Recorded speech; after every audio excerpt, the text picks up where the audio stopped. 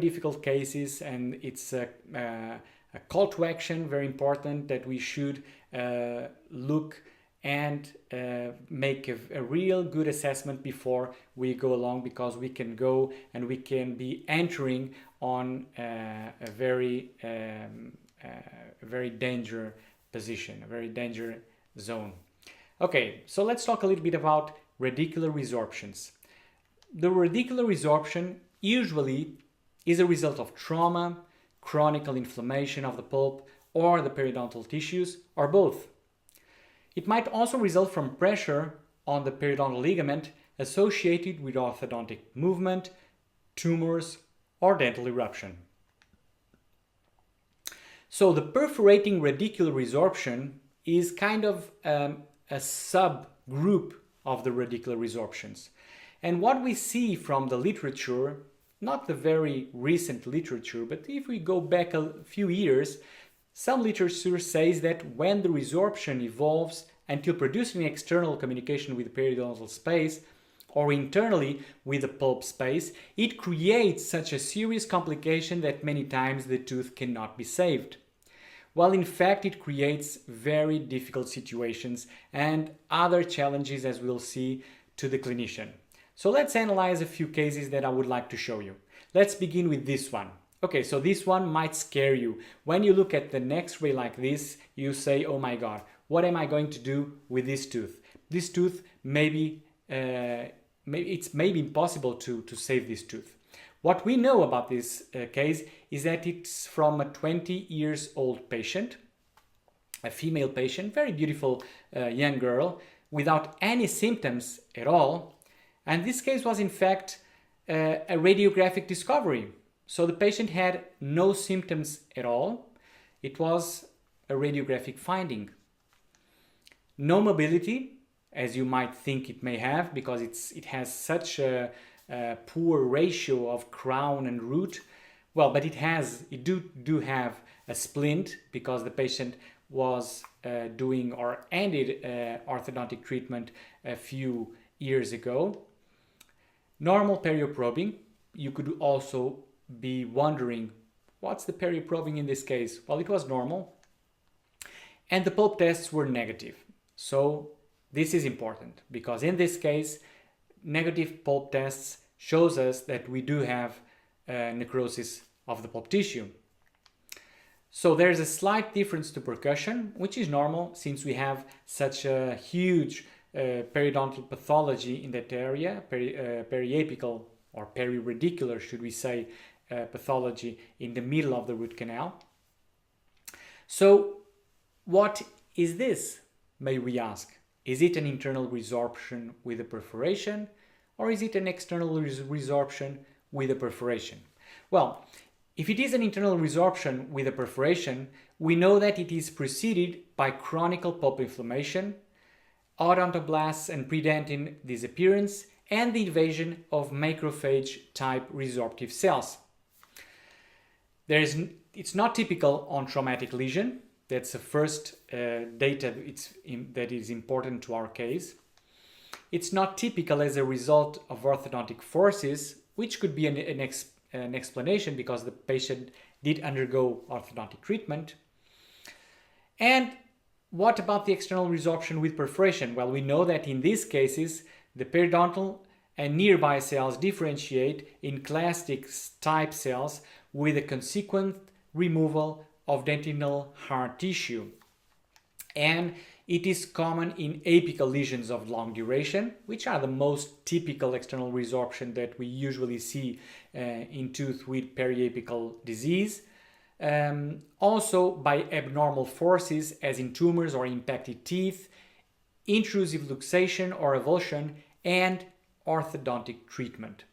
So it is typically observed in the apical region or also in the cervical region. When it is seen in the cervical region, it's called invasive cervical resorption, which is kind of a subgroup of these external resorptions. Well, what do we know about the case and what can we relate to these causes?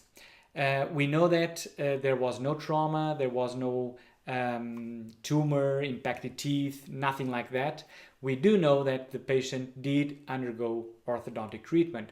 So that is probably the cause of this problem. There is no other explanation. So maybe it's something like this. So and in this case, what should we do? First of all, a CBCT, of course, because in this case, a CBCT is going to give us much more information. So as you can see, as we go up, up, up, there was an entire region where you could not see tooth at all. It almost did not existed. So what are the treatment options? Extraction and implant? Well, maybe. Surgical removal of the apical fragment or endo treatment of the coronal fragment plus surgical removal of the apical fragment? Or should we say endo treatment of the coronal fragment and leave the apical fragment as it is? Okay, so these are the options. All of them are in the literature. There are papers about almost all of these options. So what should we do? Well, we know for a fact that the tooth has necrotic pulp. But has it necrotic pulp in all the extension of the root canal or only in the coronal part of the root? That is a doubt that at this moment we cannot answer, but it's a possibility. So if it's a possibility, I decided to go along with that option. So I started endo treatment of the coronal part and decided to left the apical part there without touching. So this is a video of the endo treatment of the coronal part where mainly I did irrigation with high concentration sodium hypochlorite, heated, activated ultrasonically, which we know that contributes to a higher disinfection of the root canal system, and of course the irregular walls that the resorptive cells produce in that area of the resorption. Here you can see that I'm activating the sodium hypochlorite with an ultrasonic tip. You can see in the video the movement that it produces in the sodium hypochlorite and the small bubbles that it produces because we are activating and giving more power to the sodium hypochlorite. Okay, so here we are at the end of that part of the treatment, and what we do next is a barrier with MTA, but a barrier only on the coronal part. As you can see, there was a little bit of extrusion of MTA, which although it's not very beautiful in the X-ray, I would like to have avoided it. I know that clinically it's not very, very important because MTA is a very biocompatible material and it should go clinically very well without any problem. So at this point, what should we do? Wait. We should wait and see how it goes. So this is a 6 months follow-up. And what we have from the patient is asymptomatic, no problem whatsoever. She feels okay. So the percussion is slightly different from the rest of the tooth. But, well, you know, internally the tooth is different. It had an endo treatment that was done in the coronal part and everything. So, but what we can see is that we have good signs of healing in the central area of the root. There's no doubt about that. So we keep on following the case. So we did a 1-year follow-up. And between the 6 months and the 1-year follow-up, we don't see much difference. Maybe a little bit of more regeneration, more healing. I don't know. I was a little bit doubtful. But what is important, and I don't know if you missed or not, but I'm going to point it out to you, is that if you compare between the 6 months follow-up and the 1-year follow-up, if you compare the widening of the root canal in the apical part, you can see that it's much more less wide, so much more calcified on the 1-year follow-up than in the 6 months follow-up. And why is that? Because we are watching the obliteration of the pulp. And the obliteration of the pulp only exists if the pulp is okay and producing and defending itself from the aggression. So this is a defensive response from the pulp, and of course this is the response that I needed. So it's kind of a visual response that the pulp tissue is in fact there, it's alive and working and doing its job to protect that area. Okay, I do have one more follow-up. It's a 2.5 year follow-up, and in here we do see some differences. So very good healing in the middle part of the root. We do see that the calcification went a little bit further on the apical part, and everything looks really fine. Of course, this tooth, maybe you are thinking, well, it's not going to last the whole life of the patient. Well, I don't know. Maybe it will. We don't know. But even if it lasts 10 years, 15 years of her life, I think it did a very pretty good job. Okay, so let's go along. This is a different example. So here we see an external resorption or an internal resorption. We don't know exactly where it started, but in this case, I do think that it was probably an internal resorption that just destroyed the root canal until communicated with the periradicular tissues in this case. So very smaller in size than the case that I presented before. And in this case, what we are going to do is a completely different approach. And I'm going to explain exactly why. So we did have also a fistula. So this is a gutta percha point that is tracing the fistula to the origin of that infectious process. And what should we do in this case? So the tooth has what we say chronical apical abscess. So we should undergo endodontic treatment, of course. But how are we going to deal with that big area of resorption that is communicating with the external part of the root? If it was not communicating, maybe it would be a little bit easier because we could use our irrigants, maybe we could fill with a 3D obturation, warm gutta percha, for instance, and have a very good seal inside of the root canal. But in this case, we cannot do that because gutta percha is not a good material to deal with these cases. So we would have to use root repair material like MTA or similar material to do the repair of this particular defect. Okay. So what we decided to do? A surgical approach. And I'll explain why exactly. Because on a non-surgical approach, it was impossible to keep that area dry, to do the endodontic treatment, to eliminate all the tissue, the granulomatous tissue that was found in that region. So we decided, after we did one appointment and one attempt on a non-surgical treatment that led us to realize that it would not be possible to go along with that option, to change it to a surgical approach. Here you see that I'm repairing that area with MTA, which is a bioceramic material that is very and widely known and with very good results and lots of proof in the literature of its advantages and of its results.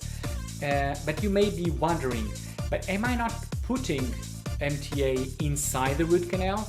Am I not blocking the root canal in that area?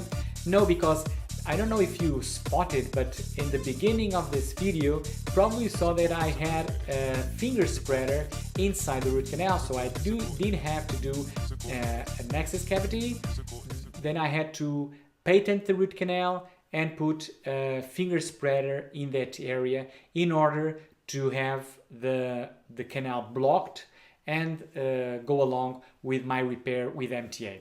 So this is the x-ray that I did when I ended the surgery, just before repositioning the flap, suturing the case, because I always do an x-ray in this moment just to see if everything is okay, if the repair is as I want it to be, and if so, then I go along and continue my procedure, my surgical procedure. And here in the x-ray you can see the finger spreader I was talking about before. So the only reason it is here is to keep the root canal patent, to keep that area blocked so that the MTA does not go inside the root canal and at the end doesn't allow us to patent and to instrument the root canal system and obturate it. Okay, so afterwards, here I have the conclusion of the case, the working length determination on the left, then the cone fitting on the middle, and the case obturated on the right. And here I have the initial x-ray, the final x-ray. This is also a follow-up, so it's a few months after the surgery. I think it was 5 or 6 months follow-up, and you can see signs of healing, which is very good. The sinus tract had disappeared, the patient was asymptomatic, so we had several signs that everything was going okay. So this was another approach in these cases. So these approaches are possible. They should be studied before, depending on several factors, as we've seen in these two cases that I presented. So let's go along with all our complex cases of today. And we are going to enter the radicular perforations, which is another universe of complex cases. Okay, what is a radicular perforation? It's an artificial communication between the root canal system and the support tissues or the oral cavity. Okay, what are the causes? Misalignment of the burrs, inadequate use of burrs or ultrasound tips, negotiation of calcified canals, instrumentation with very stiff files or Gates-Glidden burrs, incorrect preparation of the space for an intraradicular post, which is a very common cause of root canal perforation. The incidence is between 2 to 12% of endodontically treated teeth, so it's not so low as we might expect. What are the consequences of a root canal perforation? Well, we know that the infection spreads from the root canal, periodontal tissues, or both. We also know that it prevents the cure and produces inflammation on the exposed support tissues. Pain, suppuration, abscess, fistula, and bone resorption